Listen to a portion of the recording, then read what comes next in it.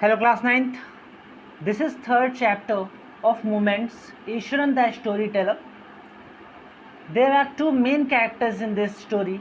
Mahendra, who is a junior supervisor in a firm, and his servant. So one night Mahendra woke up from his sleep and saw a dark cloudy form. He broke out into a cold sweat. Was it a ghost? एक रात जब महेंद्र सोकर उठा तो उसने एक dark cloudy form देखा, एक एक शैडो देखी और वो बहुत डर गया. क्या वो कोई घोस्ट था? क्या वो कोई भूत था? So let's see. यहाँ पर एक हम लोग बात कर रहे हैं महेंद्र के बारे में. Let's see. The story was narrated to Ganesh by a young man Mahendra by name.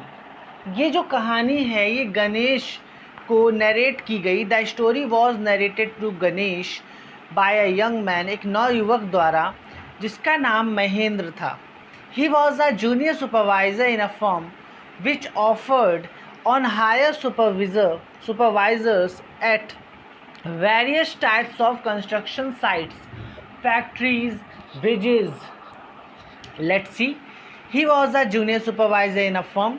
जो महेंद्र था वो एक फर्म में जूनियर सुपरवाइज़र था. विच ऑफर्ड ऑन हायर सुपरवाइज़र्स, और ये जो फर्म थी ये सुपरवाइज़र्स को हायर करती थी various types of construction sites के लिए, जैसे चाहे वो फैक्ट्रीज हो, ब्रिजेज हो, डैम्स हो या ऐसे ही और sites. Mahindra's job was to keep an eye on the activities at the work site.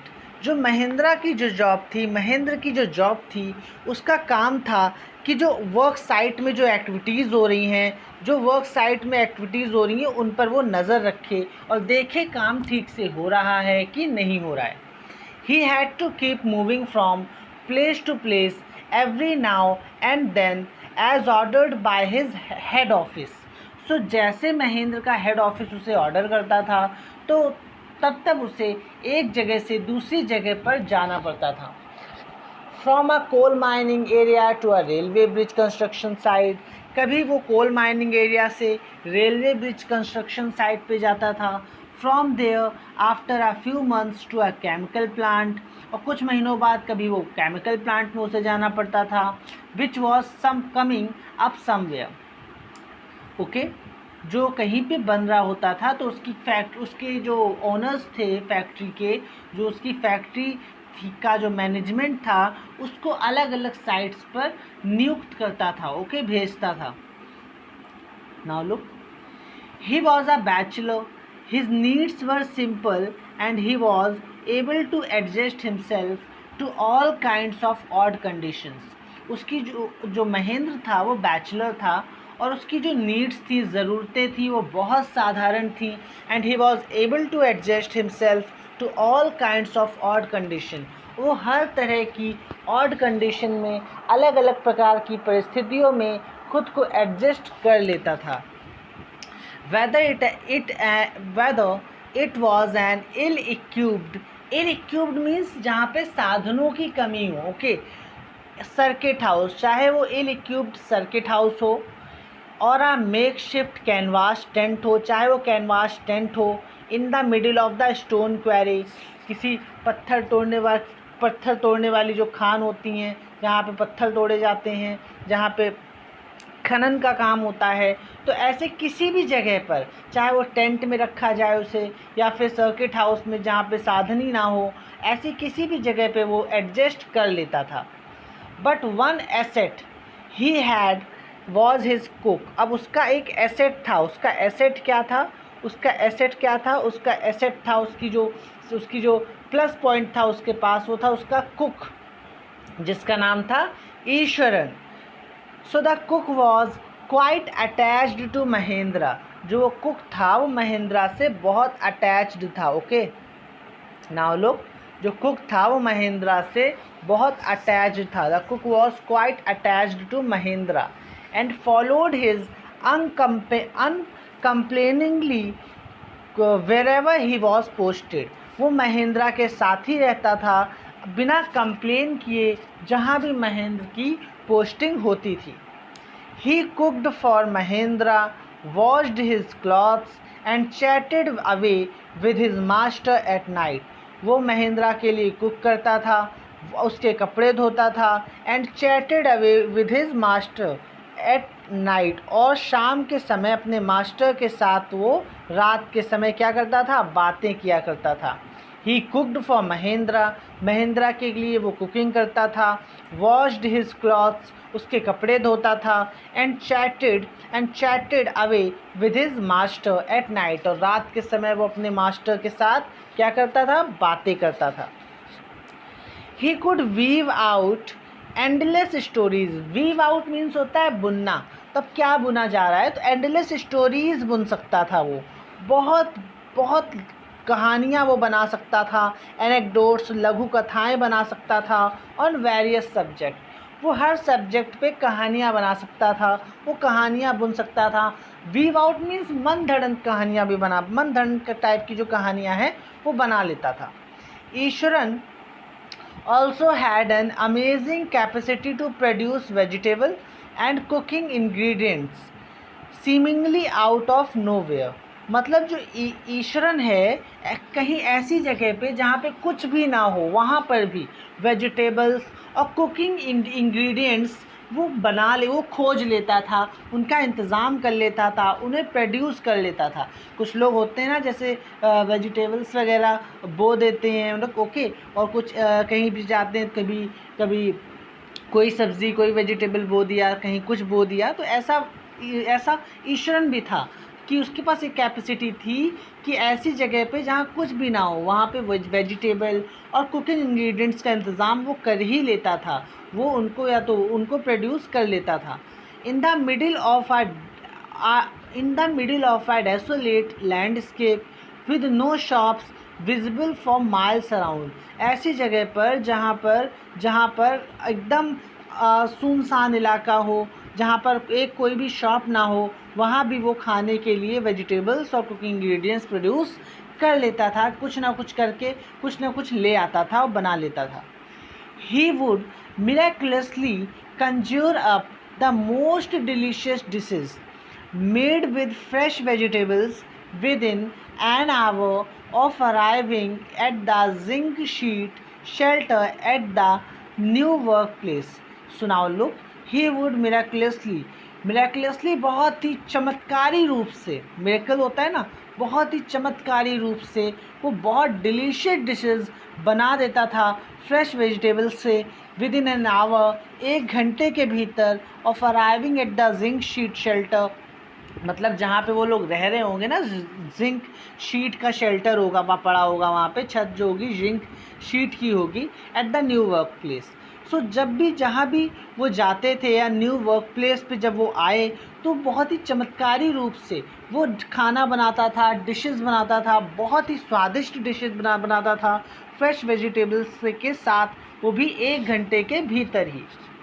Mahendra would be up early in the morning and leave for work after breakfast. Mahendra would be up early in the morning. Mahendra सुबह जल्दी उठता था and leave for work after breakfast. और breakfast के बाद वो काम पे चला जाता था. Carrying some prepared food with him. और अपने साथ वो कुछ तैयार खाना लेके जाता था, लंच लेके जाता था. Meanwhile, Ishwaran would tidy up the shed, wash the clothes and have a leisurely bath. देखिए, इसी दौरान मीनवाइल ईश्वरन क्या करता था, वो जो शेड होता था जहाँ पे वो रह रहे होते थे उसको सही करता था, साफ़ सुथरा करता था, कपड़े धोता था. और लेजरली बाथ मीन्स बहुत देर तक बहुत आराम से नहाता था.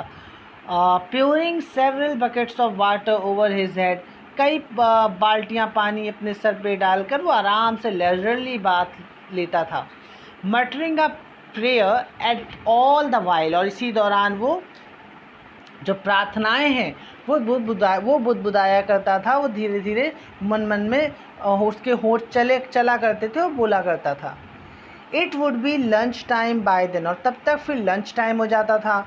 आफ्टर ईटिंग, खाने के बाद, he would read for a while before dosing of, सोने से पहले कुछ देर वो पढ़ता था. क्या पढ़ता था?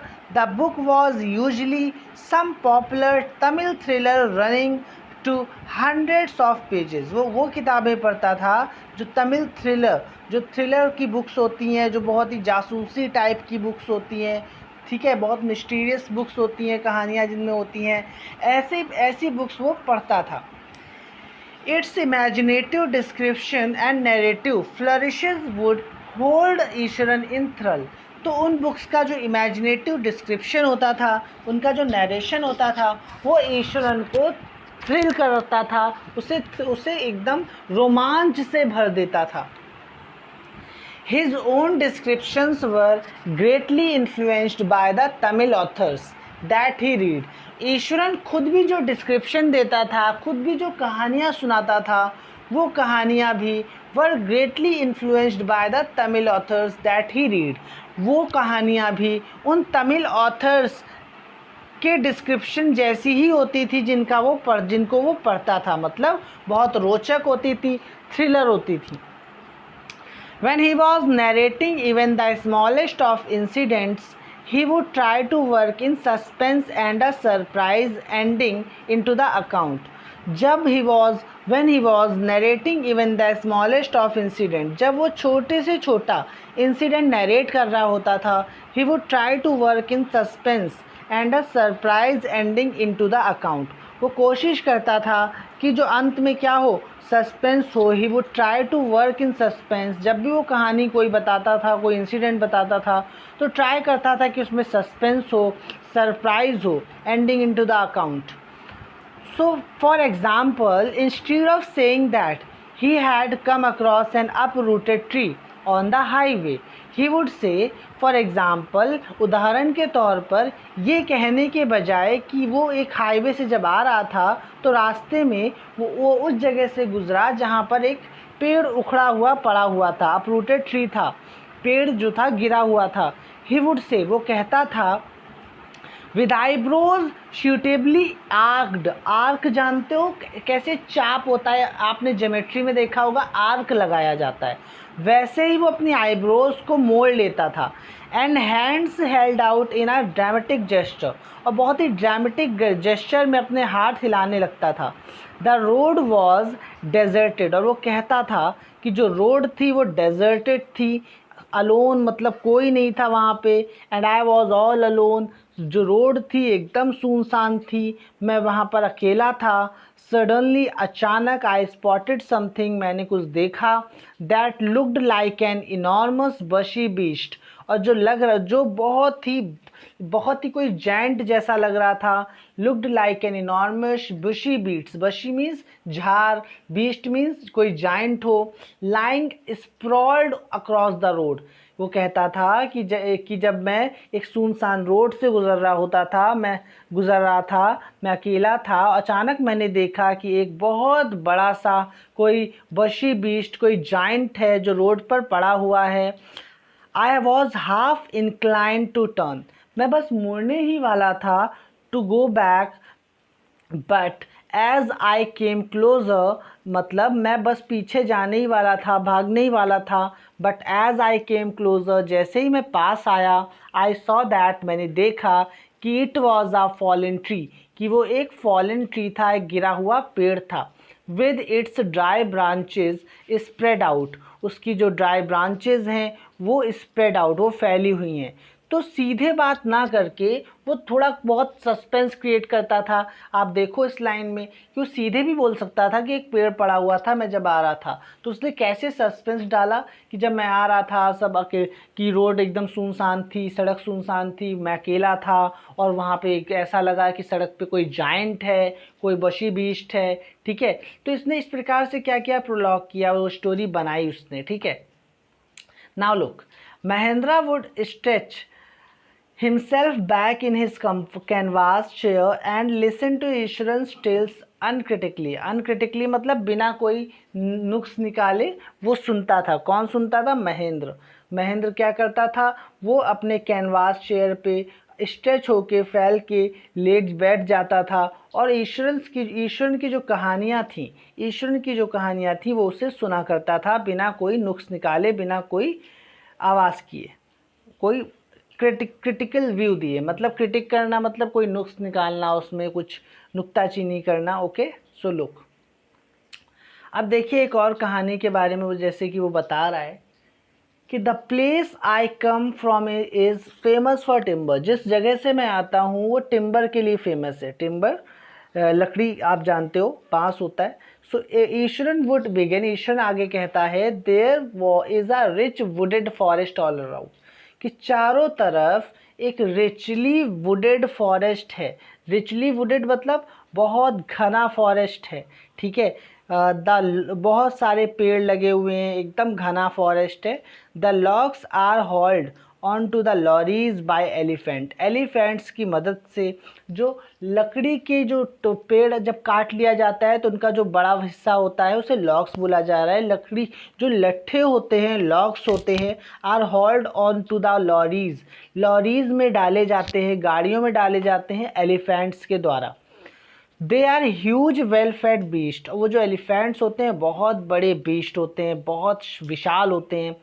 When they turn wild, even the most experienced mahout, महावत जो एलिफेंट्स की देखभाल करता है, is not able to control them, जब वो वाइल्ड हो जाते हैं तो बहुत जंगली हो जाते हैं, तो बहुत एक्सपीरियंस्ड जो महावत होता है वो भी उन्हें कंट्रोल नहीं कर पाता।